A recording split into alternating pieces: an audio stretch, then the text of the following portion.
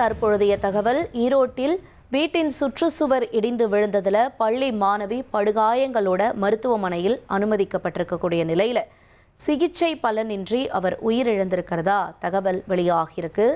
இந்த சம்பவம் எங்கே நிகழ்ந்ததுன்னு பார்த்தா ஈரோடு சுண்ணாம்பு ஓடை தண்ணீர் பந்தல் பாளையம் பகுதியை சேர்ந்தவர் விஸ்வநாதன் பத்மாவதி தம்பதியினர்.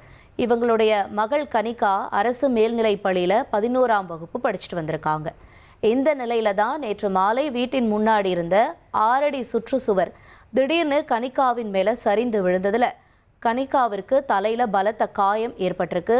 உடனடியா ஈரோடு அரசு தலைமை மருத்துவமனைக்கு அவங்க கொண்டு செல்லப்பட்டு முதலுதவி சிகிச்சையும் செஞ்சு மேல் சிகிச்சைக்காக சேலம் அரசு மருத்துவமனையில் சேர்க்கப்பட்டிருக்காங்க.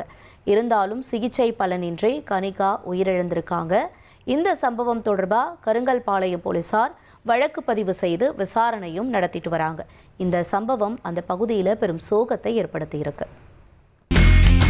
இனி செல்லும் இடமெல்லாம் செய்தி. தந்தி டிவியின் வாட்ஸ்அப் சேனலை ஃபாலோ பண்ணினா செல்ல இருக்கும் இடமெல்லாம் செய்தி. இதோ QR கோட் இப்பவே ஸ்கேன் பண்ணுங்க, ஃபாலோ பண்ணுங்க.